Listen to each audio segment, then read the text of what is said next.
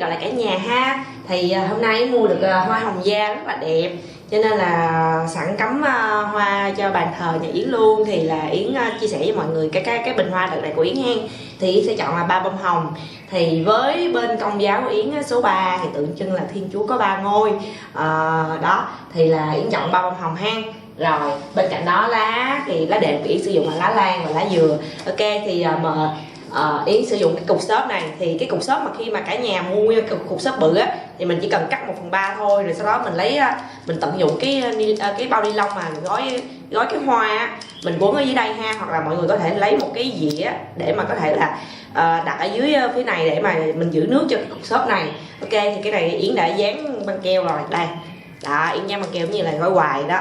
Ok thì cục xốp này Yến để đứng hen.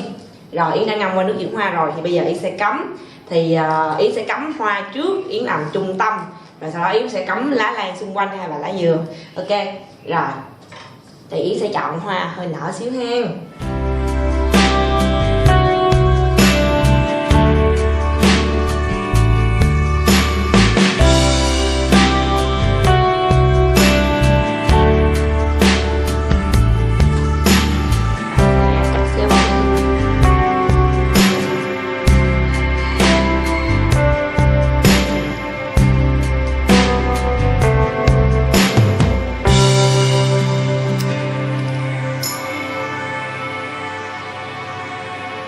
Đó, mình đã có 3 bông hoa rồi ha. Bây giờ Yến sẽ cắt lá lan.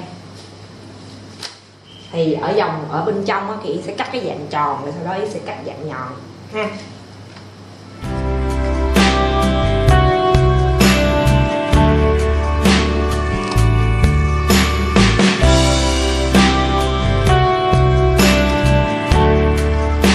Mình đo để cho nó đều với nhau.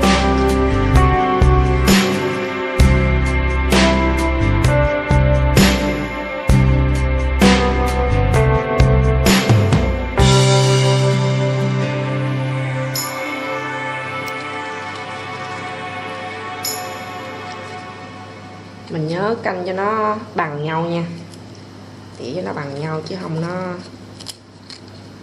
bình hoa của mình nó lại không có đẹp.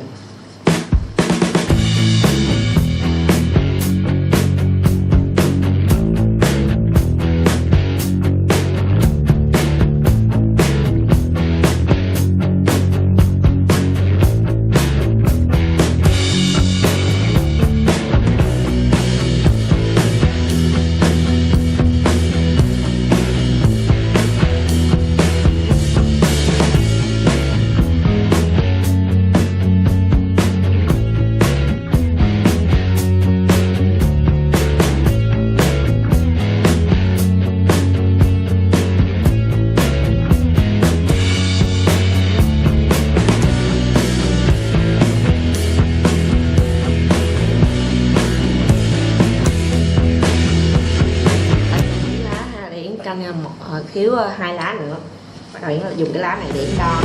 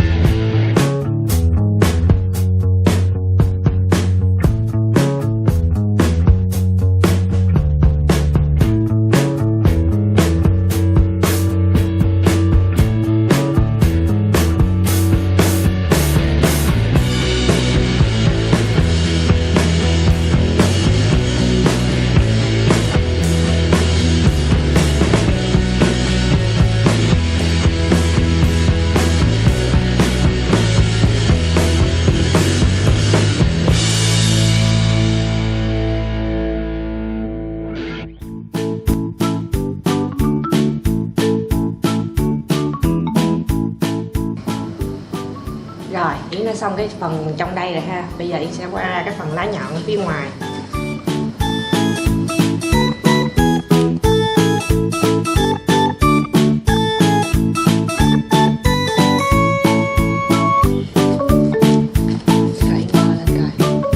Đó, vừa rồi ha. Bây giờ Yến sẽ lấy cái lá này làm.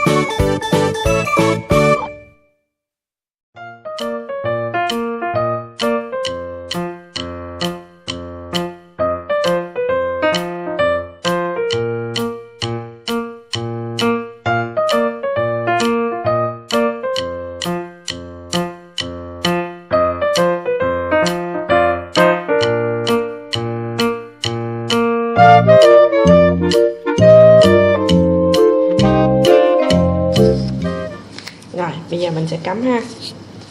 Rồi.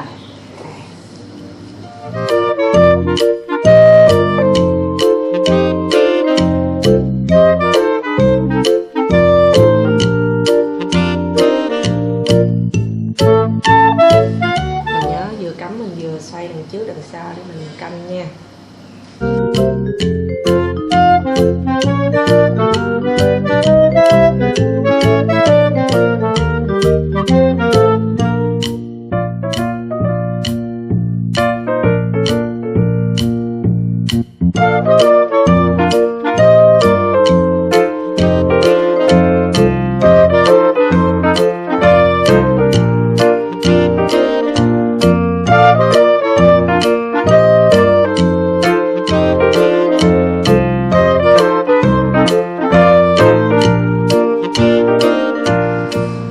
Rồi, bây giờ cái phần vòng ngoài Yến sẽ sử dụng lá dừa ha.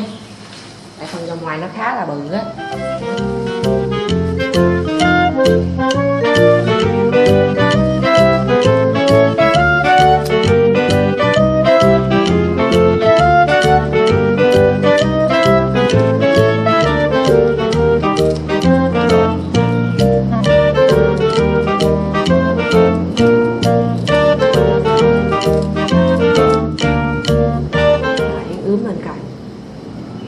Cái này hơi bự quá, mình cho ngắn bớt.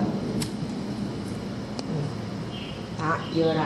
Bây giờ mình cắt cái này làm mẫu ha.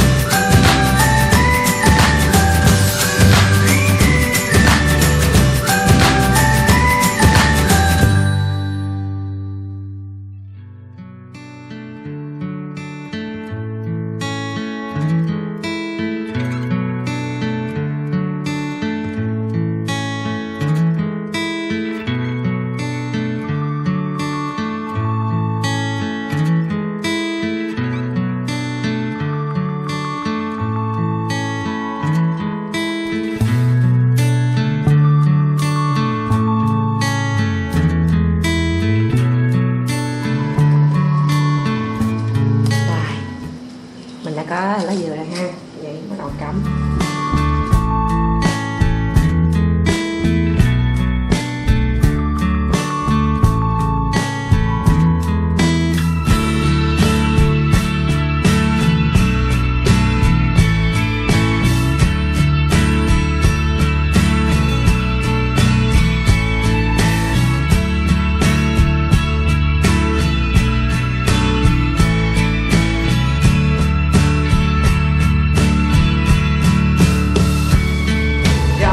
Thì sau khi mà Yến làm xong cái phần lá dừa này nè, thì Yến muốn tạo điểm nhấn cho cái này thì Yến sẽ cho thêm một cái đuôi đi xuống dưới đây nữa ha. Đó, Yến sẽ chọn cái lá dừa dài dài xíu.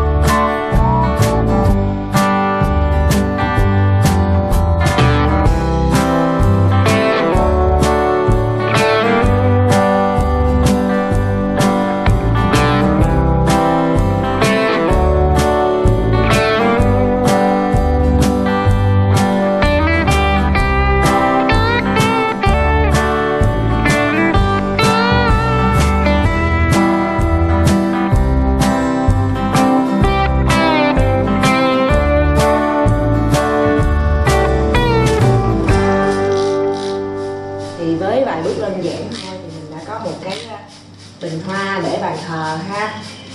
Với 3 bông thì với các bạn cả nhà có thể dùng 3 bông hồng, hoặc cả nhà có thể dùng 3 bông cúc, hoặc cả nhà có thể dùng cúc thì mình có nhiều loại cúc đó, hoặc là 3 bông gì bất kỳ đó, cái với ý nghĩa là Thiên Chúa là có 3 ngôi ha. Rồi ok đó, thì Yến đã có một cái bình hoa rất là tươi để cho bàn thờ nhà mình rồi hen. Thì chúc cả nhà sẽ thành công những cái bình hoa này. Ok, hẹn gặp lại cả nhà trong những clip tiếp theo.